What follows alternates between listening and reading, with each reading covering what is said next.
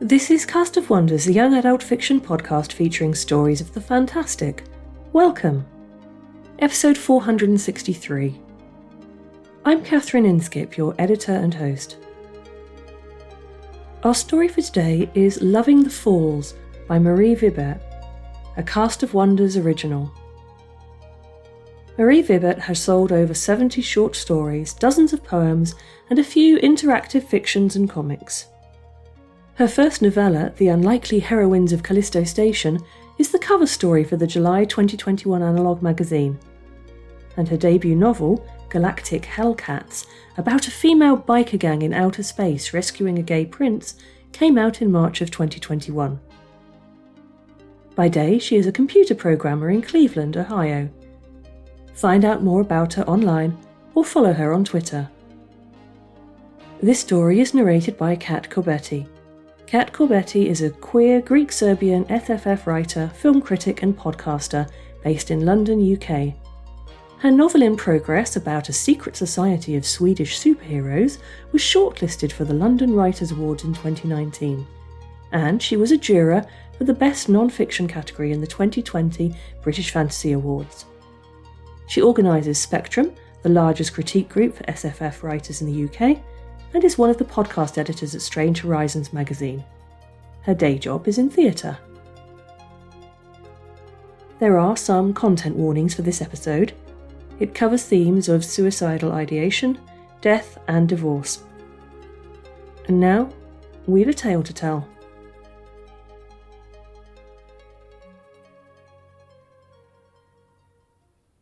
Loving the Falls by Marie Vibert, read by Kat Corbetti. I was in love with falling water. If I stared at a waterfall long enough, it pulled me to jump in. I could read the signs about sharp rocks and imagine the looks of disapproval that warned me against it, but I was always going to give in someday. I did, in my senior year of high school, during the spring flood.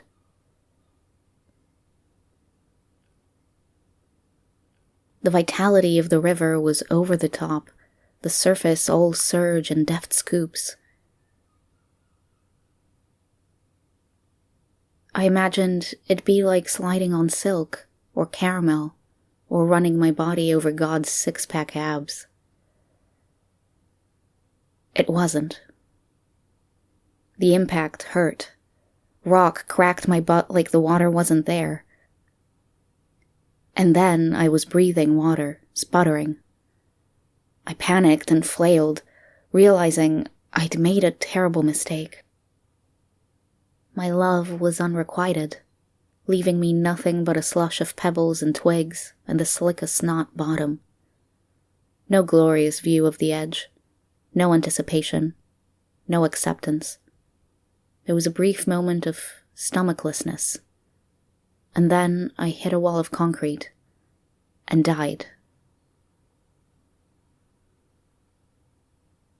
I woke up in the hospital, my whole body burning and throbbing. Mom hugged me before I was free of the drugs, and I fought her off, horrified. Even afterward, that memory didn't feel real. I hadn't seen her since I was 11. When I woke up again, she was gone. I felt jilted, but glad to have survived. It was the first stage of heartbreak, when the pain is too great to feel, and you don't doubt you'll love again. A middle-aged man with grey-red hair came to see me.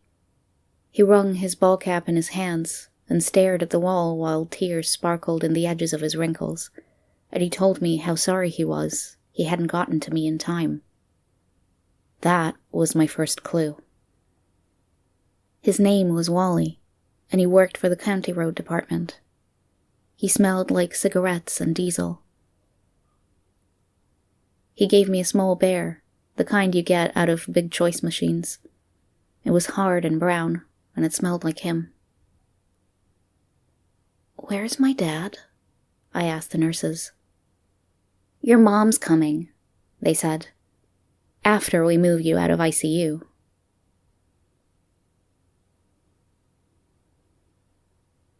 When I was 10, my mother had a stroke, a bad one. As a kid, I imagined a rock got lodged in the base of her brain. It didn't kill her for more than a few minutes, but when she came back from the hospital, she was never the same. It was a procedure to bring her back, or it was all in our heads. But to me, a kid with a kid's certainty, my mom was gone.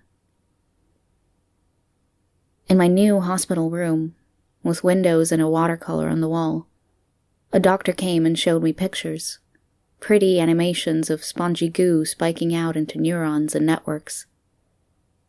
They'd rebuilt parts of my brain, copying what was missing from simulations that guessed what ought to be there. Like photoshopping another girl's photo, where pixels of mine were lost in trauma's noise, only not that simple. The computers train a long time to learn that a squiggle goes here or there, and the machines that microprint the material are so tiny you can't even feel them pierce your skin. It has a name, the thing they did to my mom. No one uses it. It doesn't always work. There are missing pixels in the picture. That's why the dead are easy to spot. There are endocrine malfunctions they share, a certain jaundiced look, like a photocopy, dimmed at the edges. Some people believe it misses more than the occasional memory. It lacks soul. I grew up with a mother who didn't have a soul. She lived with us for a year after the procedure, but I don't remember much of it. I remember her absent afterward, a picture on the mantel, little black scarf on top and everything. Dad never spoke ill of her, but it bugged me, knowing that my mother was walking around, yet we acted like she'd died. Mom walked into my room, older than her picture, but instantly recognizable from her smirk, and her hair still swept upward like a candle flame, still dyed orange. A fluttering pause, like a bird alighting. She was checking if my eyes met hers, if I recognized her.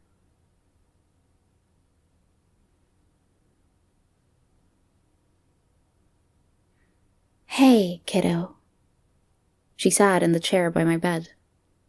She smelled like dried roses and cosmetics, a solid inch of makeup masking her jaundiced face. I felt angry and repulsed, but dully, under layers of numb. I was grateful not to be bored. She had a fat manila envelope. "Your dad sent this." The impossibilities were stacking up. Mom talking to Dad? She held the envelope to me and it felt rude not to take it. Inside was a stack of note papers, scrawled front and back with advice, apologies, and a manic stream of conscious narrative. Dad's handwriting was never good, all sharp and slanted, so I didn't understand most of it. "I love you" was on a number of them, and was there anything I could have done? Somewhere in there, he apologized for once wishing I was a boy. Weird, but funny.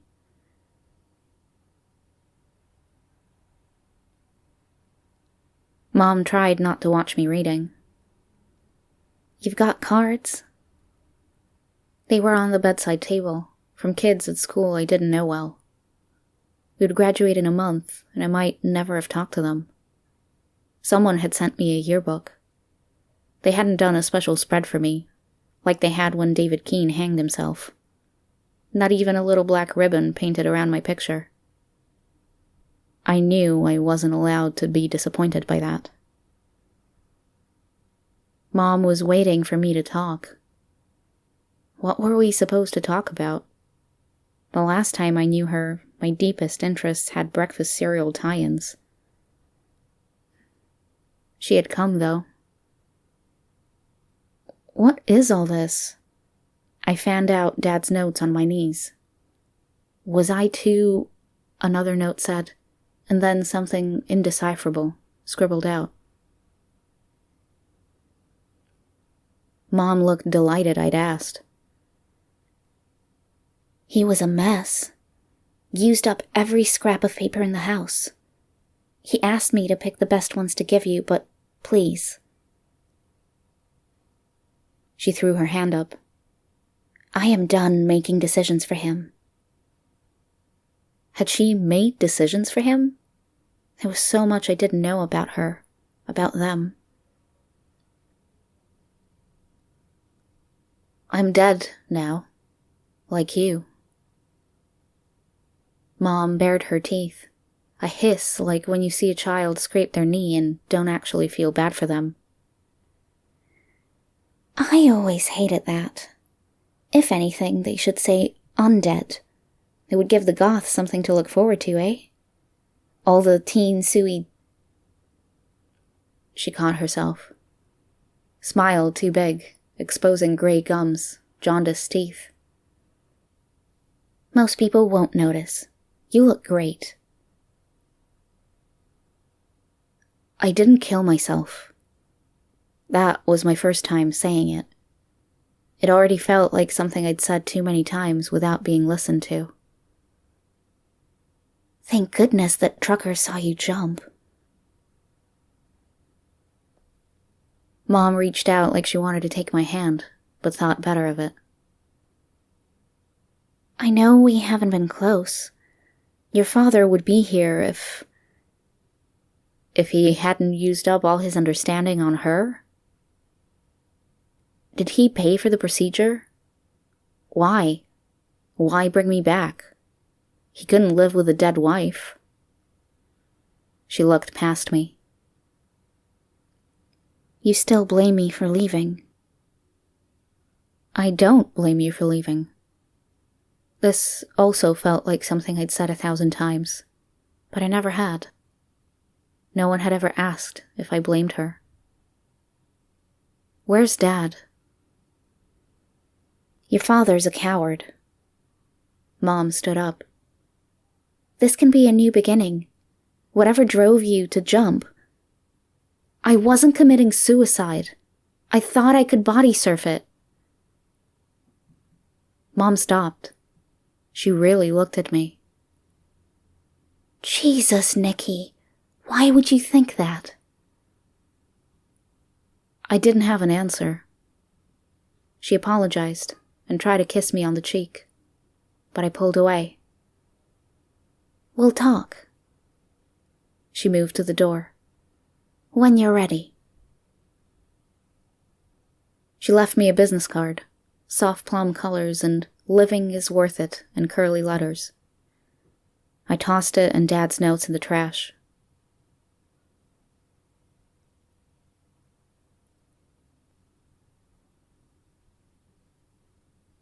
Dad wasn't a coward. He was a police officer. He jumped out of airplanes. Once with me strapped to him, his safety and smell at my back, the glory of open air on my face. He wasn't, however, good at raising me. Sometimes he looked at me like he was afraid I'd explode or leak, like no one had told him how to deal with small humans. Emotions and words terrified him. I terrified him. He came to get me when they discharged me from the hospital. He didn't tell me he was coming. He didn't say hello. He handed me a new phone. I'd forgotten to worry about my phone. I'd left it in the pocket of my jacket. My favorite light yellow spring jacket. I'd left it and my phone and my shoes under the bridge railing, safe for my return. Galvanized steel in that soft double bend on short square stumps. I could still remember the bite of the metal in the backs of my fingers as I balanced on the crumbling road edge, looking down at a river I thought would love me back. Dad didn't look at me, didn't talk as we signed forms and walked together out of the hospital. It was like there was a repulsing field around me. Before unlocking the car, he hugged me hard and fast so that it was over before I caught my breath. He smelled like tears and stale coffee. In the car, he addressed the windshield. You'll have to take a few classes over the summer. But, your art teacher and the gym, they say you did enough to pass, so they're done. Math teacher said you can just take the final exam, but you can call when you're ready. In every pause, I heard, "Was it my fault? Was it my fault? Was it my fault?" No wonder Mom left.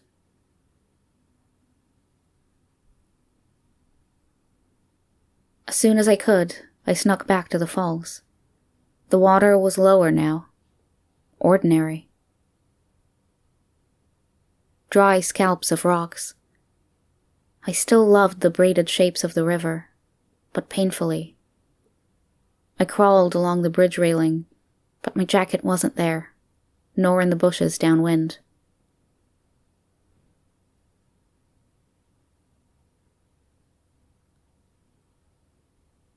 Blue and red lights swept over my hands. Dad stood by his patrol car, hands on his belt, like he wanted to arrest me. "I'll walk home," I said.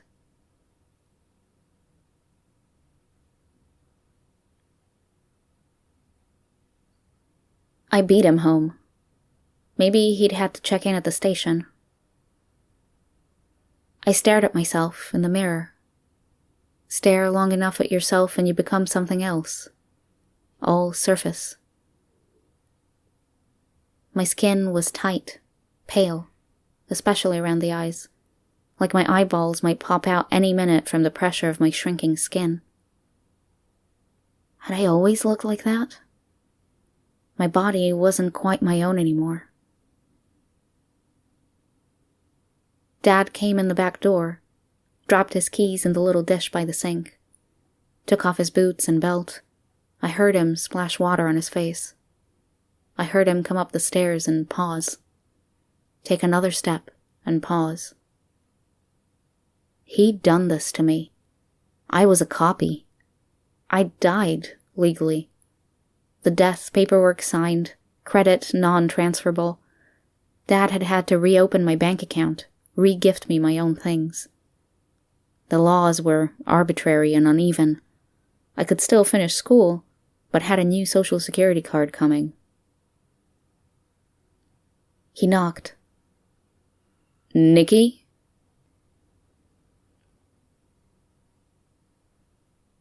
I closed my eyes and stared at my mind, feeling for missing memories. I didn't remember being rescued, being operated on. There was no brain to perceive the pain then. It was a cut-off experience, like a bottle of hurt sitting alone in purgatory, wondering how it got there and who it belonged to. What else was missing? What was added? Was the airless joy of the first time I jumped down from my cousin's treehouse a real memory, or a procedurally generated one? Lots of suburban kids have tree houses and cousins. I could jump out my window. There was a slope of roof under it, over the laundry room, then a 4-foot drop to the ground, and I'd done it 1,000 times before. But suddenly, I hated the idea of falling. Nausea and a hard stop. Dad didn't move. If I looked at the door, I'd see the shadows of his feet. I knew his knuckles were resting on the wood. I knew he was in stocking feet, those dark gray cop socks. A gentle scraping sound. Dad's hand dropping. He walked away. I stayed in bed until Dad left the house. He tried to talk to me through the door again, but I stared at the ceiling and thought about personality. A single missing pixel could make all the difference. A dot could change an L to an I. A neuron could change a good daughter into a selfish, emotionless zombie. I wrote a note. "It wasn't your fault. You're a good father. There, are you satisfied?" I should have stopped at 2 sentences. It was the anger. I tore the bottom sentence off. Then I tore the whole thing up. I took all the money I could find, a bag of pretzels, and my backpack stuffed full of clothes.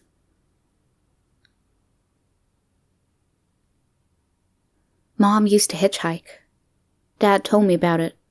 How he'd met this weird, wild woman walking along the turnpike and had given her a ride in the patrol car. She'd been going to a rave.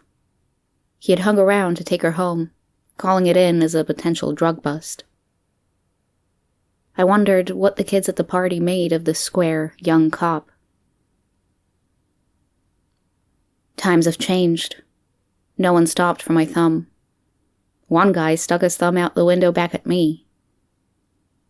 Halfway to the next town, I rested my blisters and called Mom.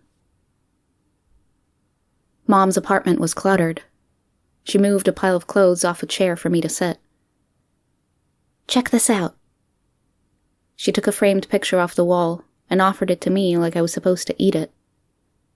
It was a photo of Mom getting dragged by police, nicely placed between cones of tear gas. "Right to death rally," she said. I didn't know anything about that stuff. Cool. I set the picture on top of a stack of others. "I have a lot of friends in the movement." She looked for a place to sit opposite me and had to move a comforter, a bag full of yarn, and a cat. The cat complained, but settled down where put and continued to sleep. "Scala leads a youth group. A lot of teen suit-wearing..." She rolled her eyes at herself and spit the word out. "Suicides. You do know most of the kids in your situation tried to kill themselves. Maybe you don't want to talk to them." She clasped her hands, leaned forward. "But you can talk to me." It was weird how this stranger I called Mom was suddenly forcing intimacy when Dad could hardly look at me. What could I say? That I was so convinced I understood water, like it was waiting to carry me? Now water was my ex-boyfriend. I felt betrayed, but he hadn't betrayed me. He was true to himself. "Your movement, is that about the slain?" I'd read something about that. Murder victims revived by law enforcement. These women whose lives were still over, who maybe didn't want to testify, or didn't remember, or want to remember. They hadn't had any choice. Like me. "I want to talk about you," Mom said. Dad was between us. We'd both run away. I could see all the brittle places he left in her, because they were inside me too. "I want to go somewhere where people don't know." Mom looked relieved, and the emotion sank into me from her. "I know just how you feel." Mom arranged it, but Dad paid for the apartment. Maybe Mom helped, but she didn't let on if she did. The neighborhood was cheap. Boarded-up shops with apartments over them that were half empty. There was no local law against renting to the dead. At first, people treated me nice. I looked like I was recovering from an accident. I got a job right away, bussing tables. Not enough to live on, or even pay Dad half rent, but I assumed it was temporary. I'd move up to waitress. Then a month passed, and another, and I guess I had the look. The restaurant asked me to only work after close. People in the street stared, or tried not to stare, and that was worse. A few old friends tried to visit and hang out, but they were going away to colleges. They told me I should move somewhere cooler. They asked if dead groupies were hounding me, and if any of them were cute. Dad mailed me a $20 check, with a scrap of notepaper that said, "Good luck, my big girl. I love you." Then next month the note read, "Proud of you. I love you." I could see him, asking. It was in the space between the E of love and Y of you. Was it my fault? Why did you do it? I wrote Dad that I jumped because I loved waterfalls in spring. That it was like his jumps from airplanes. It was an affirmation of bravery. It was a trust fall. The only mistake was in what I chose to trust. He never replied to that. The next check said, "Cat died, ha ha, love you." I lost the busing job. Job interviews got shorter as I tried less to get past their flinches. I was flinching too. I didn't really want to work.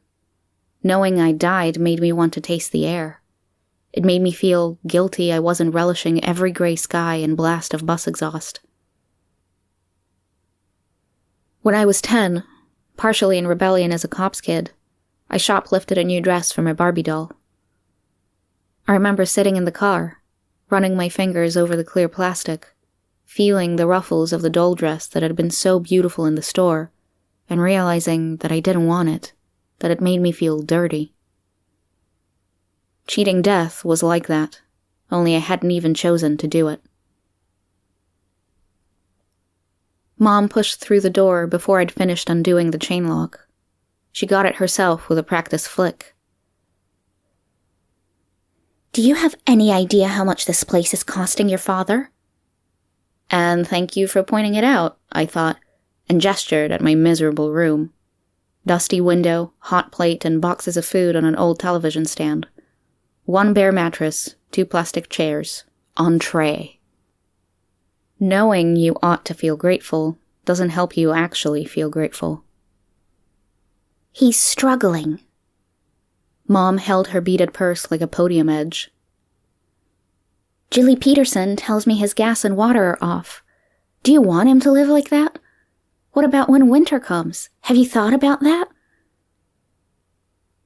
Kids hang out near the nightclubs wearing makeup to look dead.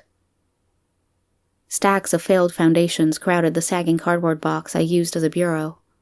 I sorted through them. Think I could do that? I can't make myself look live, but I could make myself look fake. Could your group get me a performance art grant for that? "You were on the honor roll." Mom said this like it meant something. "We could talk to your school. They might still let you graduate. Stop being selfish." Suicide was selfish.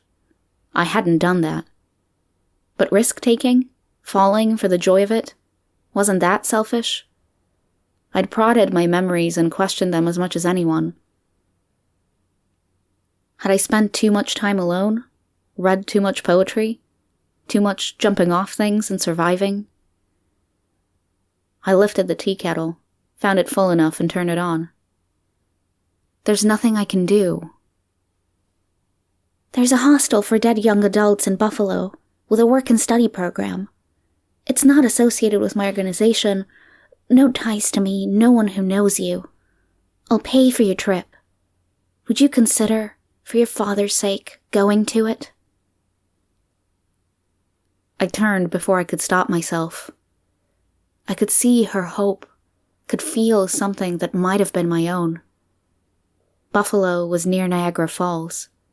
I'd been there when I was little, when the divorce was a fresh memory, and Dad took me to the zoo and the park and the beach, as though activity could turn one parent into 2. I remembered the thickness of the water, the unending torrent of it. I hugged my mother and thanked her, though she smelled of dust and roses. I didn't want to touch her, but it seemed the right thing to do, that last awkward hug. Niagara Falls was a long-lost childhood friend, the little boy who knew you before you added layers to yourself. I didn't plan on staying at the hostel. I didn't want everyone to think they were right all along, but it felt like completion, the natural extension of my journey. Some things you shouldn't get away with. In late February, Niagara Falls was colorless, washed in clouds that contrasted with the desperate glitz of the tourist area. Broken walls of ice hid the lower half of the falls. It was unseasonably warm, and some middle-aged couples were entertaining themselves knocking melting ice off the fence. The thick, mist-grown caps plunged against the stones below, making satisfying, crashing sounds. There weren't many people around, and the fence would be easy to climb, so I did. I held the wrought iron with the backs of my hands. It was smooth, comfortable despite the cold. Water swirled thickly against broken-off, dried weeds. I imagined myself immersed, rolling, hitting the ice walls, flung by the force of the water like a bug against a windshield. A red splat. Clothes, hair, skin dissolved away. You stand staring at Niagara Falls long enough, and your thoughts dissolve away. All that Lake Erie hurtling itself over the ledge is unquestionable. It's real. I wouldn't get my cartoon character splat. It'd be a sudden, rushing beating followed by asphyxiation. I preferred the way I imagined it would feel, pulled smooth and sure like a slide. "Hey!" someone shouted, far off. I dutifully climbed back onto solid ground, gave the running woman a glare like, of course I wasn't doing anything wrong, and held my phone to my ear to ward her off. Dad answered in the first ring, but didn't say anything, only took a breath, half a breath, like he was forming my name but afraid it would banish me. He held his breath, like my foot had dangled over the royal. "I'm in Niagara Falls," I said. "Did Mom tell you?" "Yes," he said. The seconds slid by thickly. I silently begged him not to demand absolution. He cleared his throat. "What's it like?" This was the question I didn't know I'd been waiting to hear. I sat down where I could see the mist rising. Now I didn't want to speak. My breath could melt the connection crystallizing between us. "Nikki?" Concern roughened his voice. I landed on the other side of the silence. It's like falling in love again. It's not something we can predict, but sometimes our lives fall apart in ways we never anticipated. We learn that we're not infallible, not invincible. Our bravery was foolhardy, our trust misplaced, and suddenly we're untethered, lost in the flood of a world that is far bigger than we are. Nikki doesn't mean to die at first, but what we see in the aftermath of her fall is that she was already out of touch with the world. Her family broken, her peers not needing her, the world full of sharp edges and seemingly not the slightest bit of caring. In this world she's small, lost, and the pieces of who she is are exposed as inadequate. She's dead. She's worthless, and how can she find meaning there? This story exposes the despair that finds too many of us at times. Hardly surprising, adulthood can be hard and frightening and lonely. Nikki's parents and acquaintances try to support her, each in their own way, but there's a gulf between them. A gulf of time and experience, a gulf between life and death, a gulf between who she is and who she's seen to be. Her death has stripped away the innocence of her childhood, and if it has added new layers to who she is, the new Nikki isn't yet someone she recognises or knows how to be. But she still has that need, that desire, to reach out and touch the world. At Niagara, Nikki sees the falls as what they are: self-immolation, an ending, a bitter completion to the unfinished story of who she is. The Nikki of her former life, her childhood, is over, gone. The Nikki that's left is layered and different, but also loved. It's hard to say what exactly breaks those walls, but it's in that moment of grace that Nikki's fall is halted. She's not okay. She's very, very not okay. But there's love, acceptance, connection, and that's enough. We all need to come to terms with our brokenness, our flaws, and to love ourselves in spite of that. When our worlds fall apart, when everyone around us is failing, we can still reach out, and whatever we think we're supposed to be, it's okay to fall short. That's what humans are. If you or someone close to you needs support, please reach out to appropriate support networks. I've included some links to several organisations in the show notes. In the UK, the mental health charity Mind, or Papyrus, elsewhere the Samaritans. For LGBTQ people in crisis, the Trevor Project, or SAVE. You can also find links to resources in your own home country. Take care, you matter.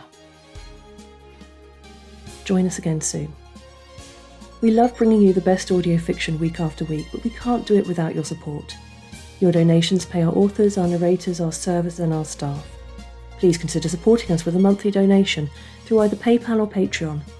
You can also review us on Apple Podcasts, request us on Spotify, and consider the stories we publish for award consideration. There are lots of ways you can help. Join the discussion on the EA forum, forum.escapeartist.net, or the EA Discord. Visit us on Twitter at Cast of Wonders. Come say hello.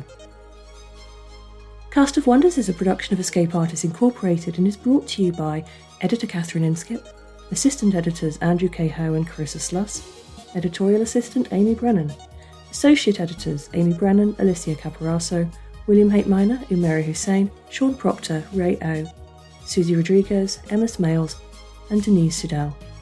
Our art director is Alexis Goebel, our community manager is Denise Sudell, and our audio producer is Jeremy Carter. Our episodes are released under the Creative Commons Attribution Non-Commercial No Derivatives 4.0 International License.